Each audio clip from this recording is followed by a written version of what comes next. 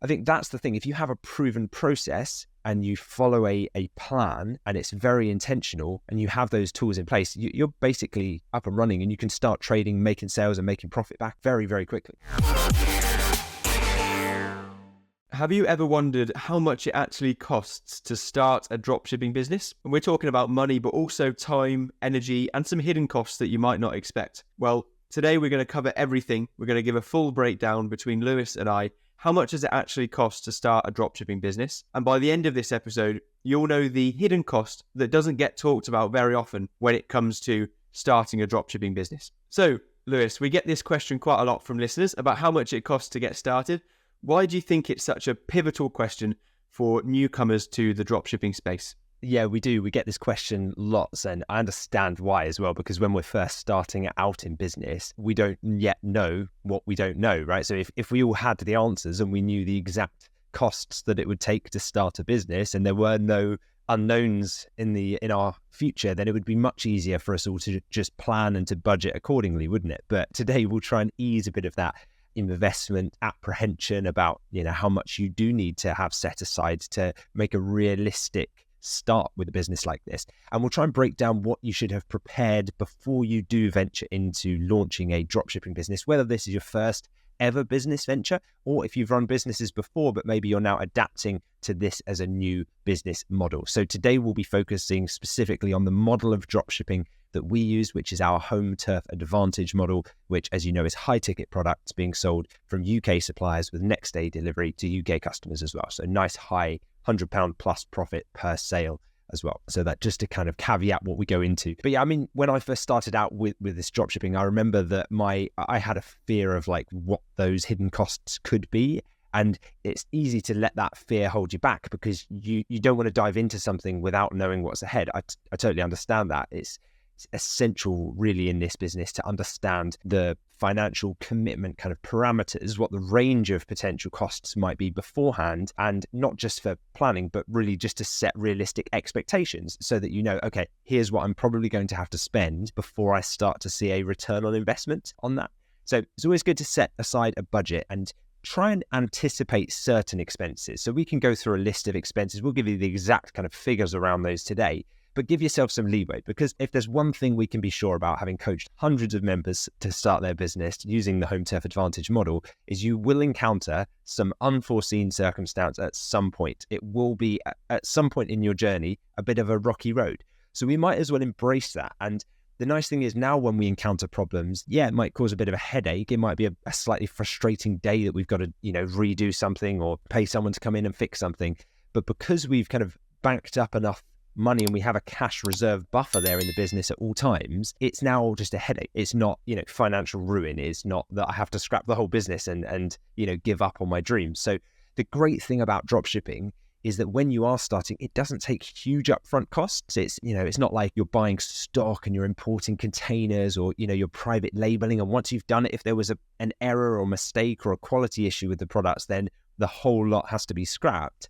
But someone once told me that in entrepreneurship, you should get the boat as close to the dock as possible before you make the leap. And that's always resonated with me, because trying to start a business with nothing to invest, if you've literally got nothing, you're living complete paycheck to paycheck, you've got no money set aside, that's the equivalent of jumping off the cruise ship in the middle of the sea, right? You're only going to be able to swim so far. You can brute force and hard work and grit and determination, but unless you have a bit of a buffer there will come a point where you will just run out. So if you've got nothing to invest, you're essentially jumping in without a life jacket, and we don't want to put anyone in our Dropship Unlocked community in that position. So if you're not ready for our high level mentorship program, that's totally okay. That's fine. That's why we do the podcast.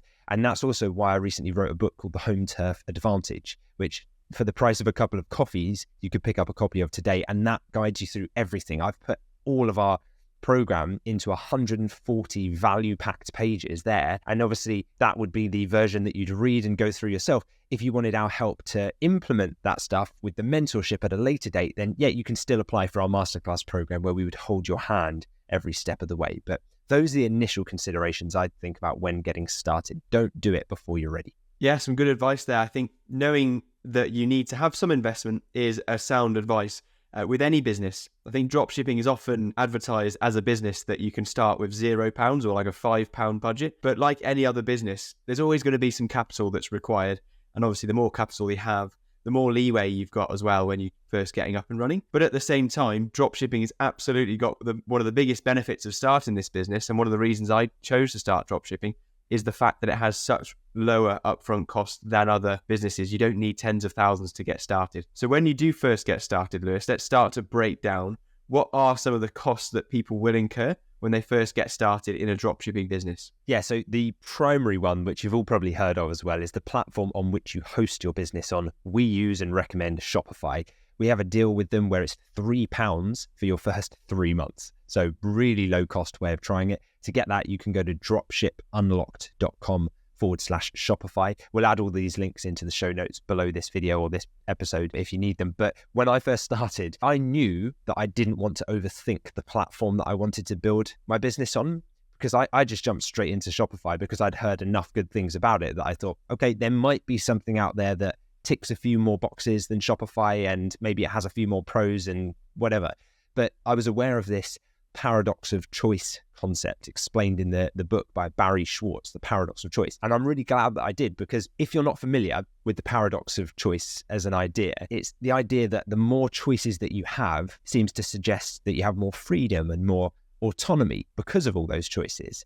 But actually, they only lead to greater dissatisfaction and regret and that paralysis in decision making later, because you had so many choices that you can't help but second guess the one that you did make. So I was almost like, I don't want to know the other options, because this one, if it's good enough for brands like Gymshark, if it's good enough for these world leading e-commerce brands, I'm happy to use it. So yeah, my advice is that because your platform is your storefront, there will be fees associated with it. They're very minimal if you use the link that we provided there, £3 for the first 3 months of trying it. And you kind of have to think of it like you're renting a prime location in a shopping center, right? Because that's the way, like, your storefront is going to be the location on which your store is built. So that's the first one. Very cheap, very reasonable. The next would be Google Workspace. So we use that for like our emails, our storage, our Google Drive. We have all of our files hosted on there. It comes with all of the other tools that are part of Google Workspace. That's something like £9 per month.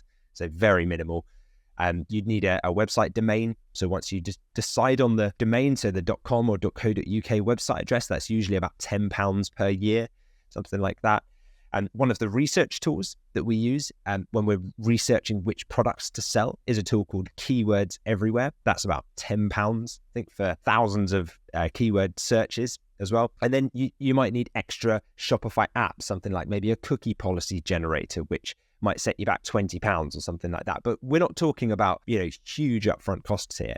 The dropshipping startup costs are much lower than traditional business models. If you think about, imagine contrasting this to opening up a franchise, right? You see, a Costa Coffee or a Subway franchise or something, or going and leasing commercial space to then go and buy equipment or buy the office furniture, and the hiring a reception team and having everyone brought in and all the employee overhead costs. You're looking at hundreds of thousands of pounds of investment, probably in debt, because you probably have to finance all that stuff before you even make a penny in profit, right? So you have to make a lot of profit before you even break even on those overhead costs.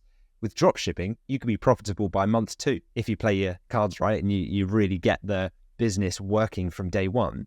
So I think that's the thing. If you have a proven process and you follow a plan and it's very intentional and you have those tools in place, you're basically up and running, and you can start trading, making sales and making profit back very, very quickly. So all of those tools you mentioned there, I think it totals probably less than £50 per month to actually get this running. Actually, a lot less when you first get started with that really cheap trial that Shopify gives for £3 a month. So for less than £50 a month, we've got a prime storefront location. We've got all of the tools you need in terms of handling customer queries. You can keep all of your customer data. You can handle all of your orders for such a low cost. And that's why dropshipping is talked about as such a low startup cost business.